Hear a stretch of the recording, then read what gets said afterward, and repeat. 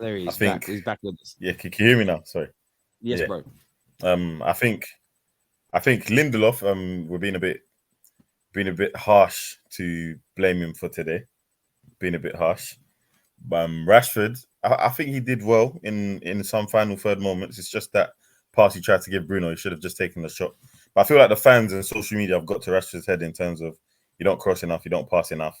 So I feel like that's why he made that decision. Because on any other given day, he's shooting that, and he's probably scoring it. If we're being honest, in a game like that, especially. So I feel like he needs to make up his mind on what player he wants to be and be stubborn within that. And then we move on to Bruno. Once again, I'm not shocked by the way he plays. I've today I said a statement to my brothers because we watched the game together. We're all United fans. Well, three of us are United fans, and I said, you know what, Ten Hag, I don't even want him to leave or anything, but he won't be successful at this club. These players know how to throw their manager under the bus. They know how to throw their manager under the bus. When they don't feel like it, they're just like, you know what, a player can't get sacked. So we'll just play how we want. The manager will get sacked. A new manager will come, and then we'll play well for about 10, 15 games, maybe half a season. And then if we don't win the league, we'll plummet, we'll capitulate, and then the manager will get the blame. So of course, Ten Hag needs to take some of the blame for how we're playing. And I did say this. I said we need to be playing better. But I feel like we've got to give him the chance to survive this group. I think top four, it's looking like, I know it's early to say, but I don't think we'll get top four. So we need to try and get that fifth spot because it gives you Champions League. But with Bruno Fernandes, or win the Europa League. Yeah, cut down the Europa League, boy. Let's go. I don't even know if we'll make it into that. Can we petition to swap? Bro, the way you come give me hope, then the way you give me hope. Can we swap with Liverpool in the Europa League? Let's do that.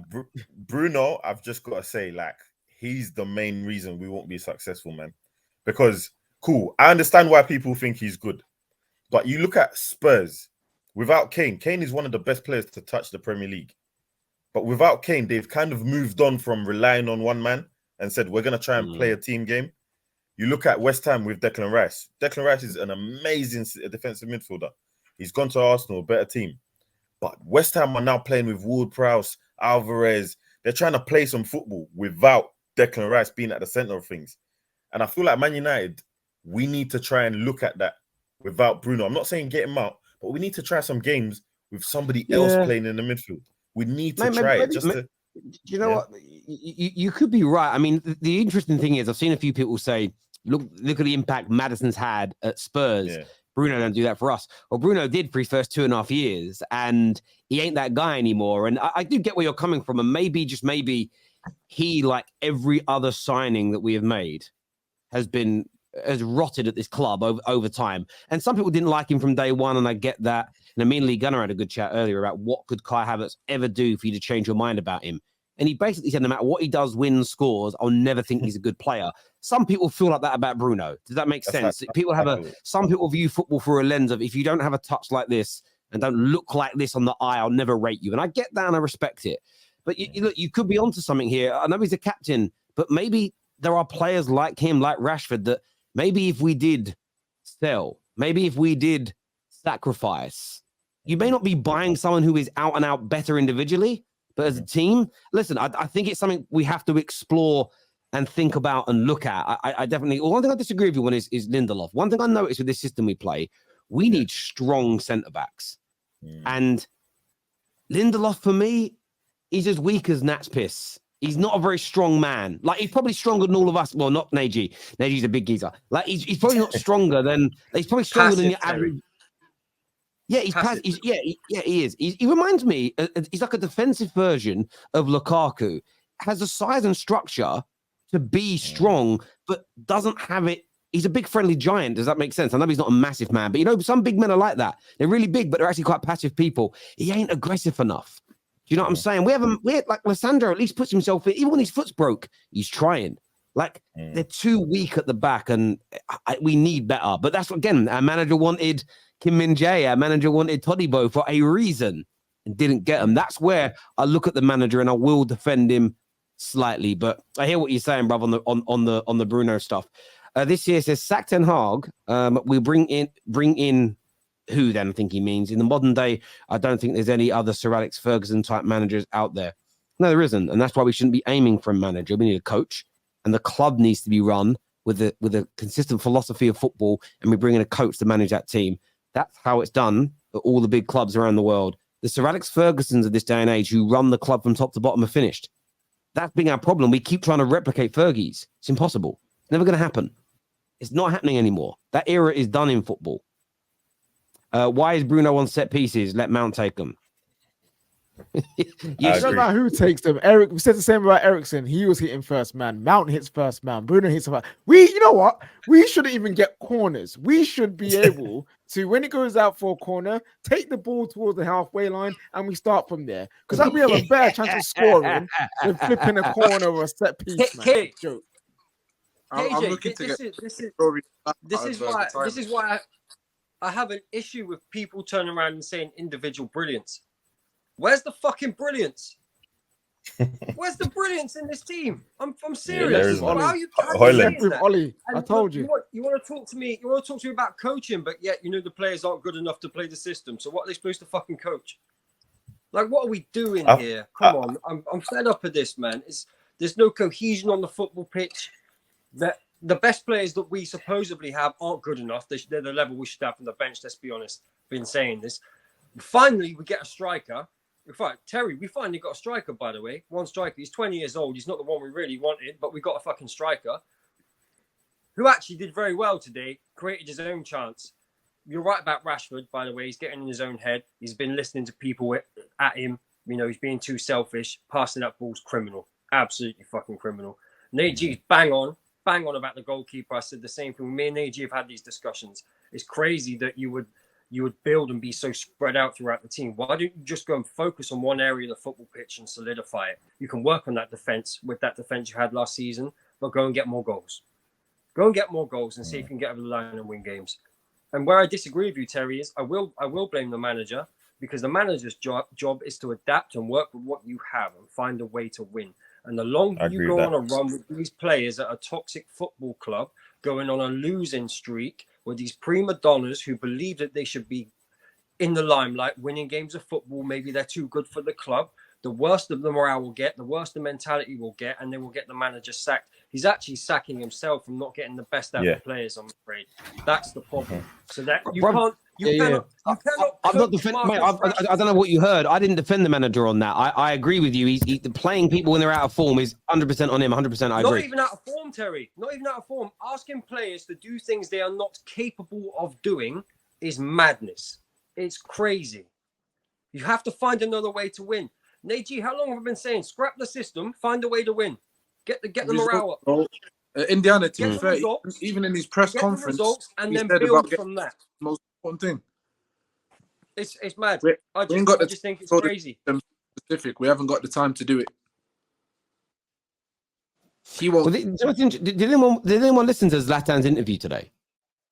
I saw snippets, man. Yeah, I did. It's only a 4-minute clip, but he's bang on in it. When you listen to him, the way that people quote, again, people have got to stop getting their news off Twitter because it's only headlines. He does say we're being dominated by our neighbours, and he does talk about some things the manager's got wrong, but he literally says you can't compare Man United and Ajax. He said Ajax is a club where they have lots of great talent. They don't have superstars. It's different managing and or playing at a club like Man United to an Ajax in terms of the pressure. He says the manager needs time to learn from his mistakes because he's not experienced at a club like this. But the problem is that clubs like this don't give you time because everybody wants to win now. So it becomes a paradox. And that's the problem. I think the only way we fix this is by bringing somebody in that can win straight away with this team who's at the peak of their powers, or we as fans for a period of time have to lower our expectations. With the viewers getting up to the top, but we can't live in a world where it's win now, but you bring in a manager that doesn't have the experience of winning now, because those two things typically don't compute. Pep doing it straight away and Zidane doing it straight away are anomalies. They're also two men, like Pep's proven himself. But with Zidane, we don't even know what Zidane looks like at other clubs yet. I'm not saying he won't do it, but he took over maybe the greatest Real Madrid team of all time. We haven't seen him manage other teams and bad situations yet. So it's a hard one to judge. It really is. Terry, go on, mate, go on. Can I just say that Zlatan interview, that's not even the bit that concerned me. The bit that concerned me about what he said was if you don't, you have to perform, because if you don't perform, the next man's coming in and taking your place. Who's taking Rashford's place? Where's the competition? Who's taking Bruno's place? Where's the competition for these players? I think Garnacho can play. No, I'm sorry. Do you think I'm a big fan of Garnacho? You think I'm a big fan of Garnacho? You think Garnacho at his age has got the experience to be a Manchester United starting player? Not at all. I think a lot would kill to have those two as their left wingers. I think a lot of clubs would kill to have. Our striker is 20 years old. Should be a player in front of him. And this is the problem. There isn't enough quality in this team to create competition for places, keep the level high, and make sure people are performing and on their game for even 45 minutes, let alone 90 minutes. I think Garnacho provides competition, but it's like, what more does he have to do to actually get a start in a big game? It's like Ten Hag is Cameron, where I agree with you, Cameron. I agree with both of you. I think that we need somebody older, more experienced, but at the same time, what Garnacho might start a game, play poorly in the first half, comes off after 45 minutes, and then doesn't start for another 10 games. And it's almost, I'd like to see him given a run. Got some more super chats here. First one says, I'd rather cry about a poor decision than have a bunch of players who let the club down. I used to respect Man United and want them to challenge again. That's from Maths, who's a Liverpool fan. Thank you. Casemiro has to cover more spaces due to Fred, and he helped him, and no one is doing that now. This is a massive defensive vulnerable.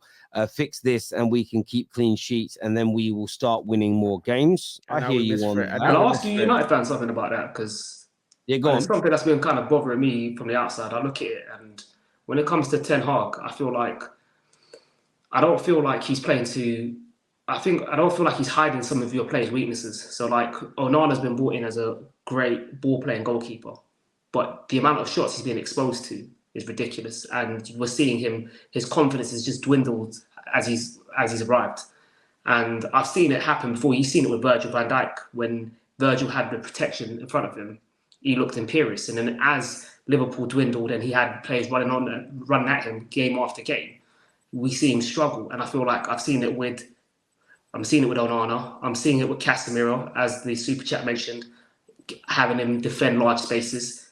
He's 30 plus. His athleticism is dwindling, and I feel like he's not creating a system that hides the flaws of his players and shows their strengths. And that was critiques I've had from my own team. I've had that before with Xhaka, when Xhaka was asked to do the same, and he could never do it. And then Arteta made a shift, and we saw more of his strengths and less of his weaknesses. Well, that's why we brought Amrabat. But guess what? We have 3 left backs, and all 3 of them are injured for extended periods. No, but KJ, he's right, because what we're doing, the idea of football, right, is to cover the other players' flaws and let the attributes of your best players or all your players just fly, right? So you can build cohesion. But what's happening under Ten Hag is we're exposing all the flaws of every player. Yeah, and I'm not saying that's not true. And this is what I'm saying, KG. He has to find a way to problem solve. He has to find a way. I agree, but the issue is scrap the system, in my opinion.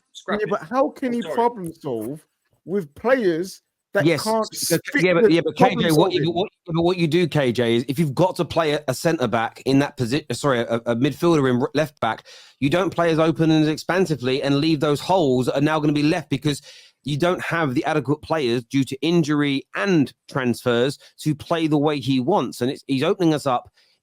I look at it this way. Do you know what Amir Khan's biggest weakness was in boxing? People say his chin. It wasn't. It was actually his heart. He wanted to scrap too much, but he didn't have the chin to take it. If he was a little bit more of a coward, he'd have won more fights. And that's the problem right now. We're being a little bit too brave, a little bit too brazen, and we don't have the personnel, and we are getting exposed. We are being opened up and caught on our jaw. Because if you actually go through these games, sometimes we don't finish our chances, then we concede. Against Arsenal, we actually started well in that game. Had the ball, we weren't conceding many chances. We did well. By that time, scored a goal. And I thought, right, solidify this now. Within a minute, we conceded. Like, how much this season started again? The amount of games where we've done what we did tonight. Played against Munich, 1-0, 2-0 down. Like, can we get back into it? Started the second half well, got a goal back, conceded a chance and a penalty inside, a minute of scoring a goal. That's in the head. And it's because the players know that they struggle in the system for me, the more we watch it. Let me try and get through some more of these super chats here. This is some coaches force their systems despite repetitive fails. Ten Hag is showing traits of Allegri. Hopefully he gets things figured out. Yeah, I hope so as well, Doctor. Rashford needs to be selfish, but Bruno is the problem. While he is playing on the right wing, you are mad. It's hard, but use your little brain. So I know you're obviously trying to call me out again today. No, it's Cam. It's Cam. He's calling out Cam. I was calling that Cam. Okay, yeah, Cam said he should have been selfish, but Bruno is the problem with the team. So he's but Cam. Again, but see, this is the thing. So I thought I actually mentioned the similar thing earlier. So I thought it was from earlier. Sorry, I apologize in the build. So first of all, don't call out panelists people with little brains. That's disrespectful. Secondly, what I'm going to say is this. There are times when you want selfishness. When you've got a clear opportunity to score and it's a good position, you want your attackers shooting, not passing the ball. When you want him passing is when there's 7 or 8 players that might block him in front of him and he's at an acute angle and it's very unlikely to score. That's when you don't want selfishness. Rashford's pass to Bruno was ridiculous. That's where you want someone literally to be selfish. So again, it's you understand that as well, Nabil. You're just being bitter.